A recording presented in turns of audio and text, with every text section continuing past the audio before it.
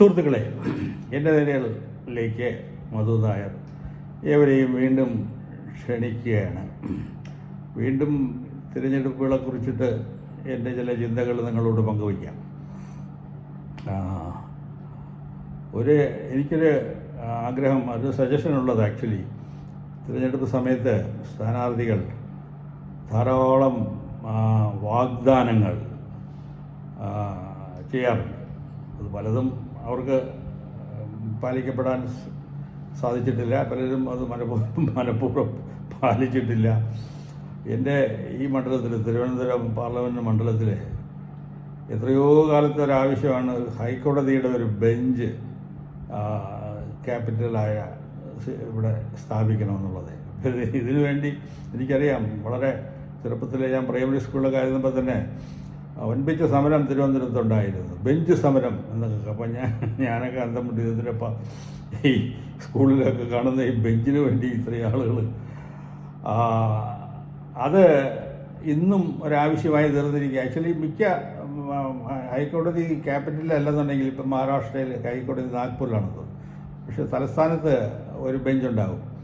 ഇത് തമിഴ്നാട്ടിലാണെന്നുണ്ടെങ്കിൽ മധുരയിൽ ബെഞ്ചുണ്ട്.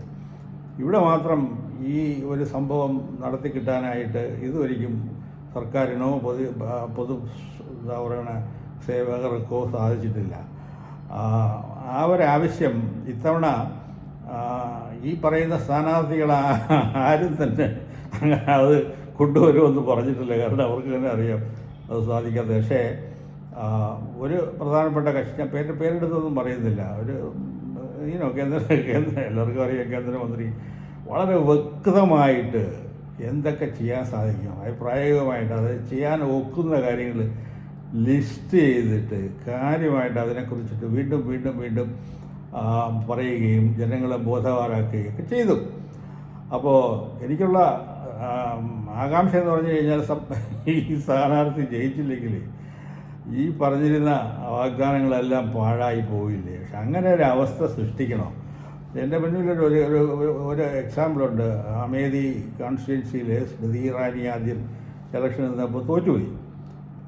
പക്ഷെ അവർ അതിനുശേഷം ഒരു 5 കൊല്ലം അവിടെ തന്നെ താമസിച്ച് ആ മണ്ഡലത്തിനെ കാപ്പാത്തി അടുത്ത ഇലക്ഷൻ വന്നപ്പോൾ ഇവിടുത്തെ ഏറ്റവും വലിയ പ്രതിപക്ഷ നേതാവിനെ തന്നെ തോൽപ്പിച്ച് അവർ പാർലമെൻറ്റിലെത്തി. ആ ഒരു ഉദാഹരണം കയ്യിലുള്ളതുകൊണ്ട് ഞാൻ ഈ പറയുന്ന തോൽക്കാൻ സാധ്യതയുള്ള സ്ഥാനാർത്ഥികൾക്ക് അവർ വാഗ്ദാനം ചെയ്യുന്ന കാര്യങ്ങളൊക്കെ ചെയ്ത് കിട്ടാനായിട്ട് എന്തുകൊണ്ട് പ്രയത്നിച്ചുകൂടാ? ജയിച്ചാൽ മാത്രമേ അത് ചെയ്യുള്ളൂ എന്ന് ഉള്ളൊരു നിർബന്ധം മാറ്റി വച്ചിട്ട്, തോറ്റു കഴിഞ്ഞാലും ലക്ഷക്കണക്കിന് ആളുകൾ വോട്ട് ചെയ്ത സ്ഥാനാർത്ഥിയാണ്. അപ്പോൾ അവരുടെയൊക്കെ വികാരങ്ങളില്ല. അപ്പോൾ അങ്ങനെ ഒരു ചിന്ത ഈ തോറ്റുപോയ സ്ഥാനാർത്ഥികൾക്കും ഉണ്ടാകട്ടെ എന്ന് എൻ്റെ ഒരു ആഗ്രഹം. അതൊരു നോമായിട്ട് തീർന്നു കഴിഞ്ഞു കഴിഞ്ഞാൽ, ഇപ്പോൾ തോറ്റ സ്ഥാനാർത്ഥി ഈ പറഞ്ഞിരുന്ന കാര്യങ്ങളെല്ലാം മുക്കാലം നടത്തി കിട്ടിയാൽ അടുത്തതോടെ അദ്ദേഹം ജയിക്കുമെന്നുള്ളതിന് വലിയ സംശയമൊന്നും വേണ്ട.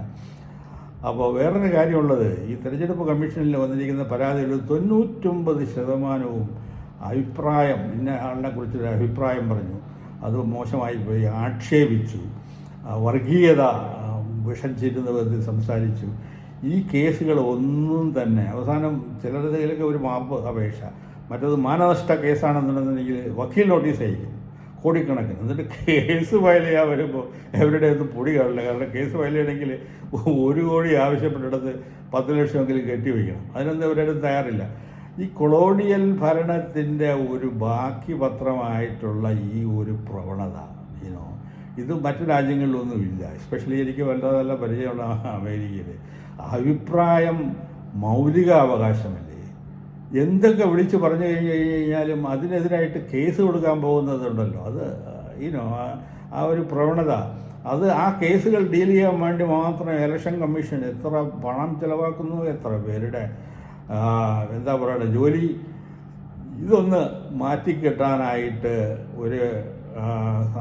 ഇപ്പം പുതിയ നിയമ സംഹിതയൊക്കെ ഉടച്ചു വാർക്കുകയല്ലേ. അപ്പം ഇതിൽ ശ്രദ്ധയിൽപ്പെട്ട് കഴിഞ്ഞ് കഴിഞ്ഞാൽ വളരെ ആരോഗ്യപരമായിരിക്കും എന്നുള്ളതാണ്. ചില സന്ദർഭങ്ങളിൽ എനിക്ക് ഓർമ്മയുണ്ട്, മിസ്സിസ് ഇന്ദിരാഗാന്ധി എമർജൻസി ഡിക്ലെയർ ചെയ്യാൻ ഒരു കാരണമായി പറഞ്ഞു തന്ന് ജയപ്രകാശ് നാരായണൻ എന്ന് പറയുന്ന ദേശീയ നേതാവ് പരസ്യമായിട്ട് ഡൽഹിയിൽ വന്ന് ഇന്ത്യൻ പട്ടാളത്തോടുകൂടി സർക്കാർ പറയുന്നത് അനുസരിക്കരുത് എന്ന് പ്രഖ്യാപിക്കുകയും അത് ദേശദ്രോഹപരമായ കാര്യങ്ങളാണ്. അങ്ങനെയൊക്കെ ഉണ്ട്.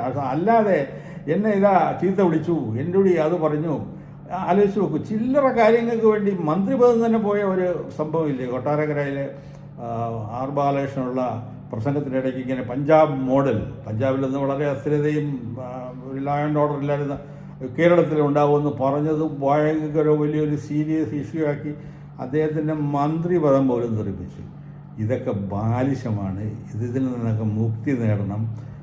ആർക്കും എന്തും വിളിച്ച് പറയാനുള്ള ഇപ്പം തന്നെ കണ്ടില്ലേ ഈ നെറ്റിൽ സോക്കാൾ സോഷ്യൽ മീഡിയയിൽ എന്തെങ്കിലും ഒരു റെസ്ട്രിക്ഷൻ വയ്ക്കാനായിട്ട് സാധിക്കുന്നുണ്ട്. അപ്പോൾ പ്രിൻ്റ് മീഡിയയിലും അല്ലെന്നുണ്ടെന്നുണ്ടെങ്കിൽ ഈ പ്രസംഗങ്ങളിലൊക്കെ ഇങ്ങനെ പറഞ്ഞത് കൊണ്ട് ഉടനെ തന്നെ കേസെടുക്കുകയും അതിൻ്റെ പിന്നിൽ കോടികൾ സർക്കാർ ചെലവഴിക്കാൻ നിൽക്കുകയും ഇലക്ഷൻ കമ്മീഷൻ അതുമാത്രം ശ്രദ്ധിച്ച് മുന്നോട്ട് പോവുകയും ചെയ്യുന്ന ഈ പ്രവണതയൊക്കെ ഒന്ന് അവസാനിച്ച് കിട്ടട്ടെ എന്ന് ആഗ്രഹിച്ചുകൊണ്ട് ഈ ആഴ്ചത്തെ എൻ്റെ ജൽപ്പനങ്ങൾ നിർത്തുന്നു. നന്ദി, നമസ്കാരം, ജയ് ഹിന്ദ്.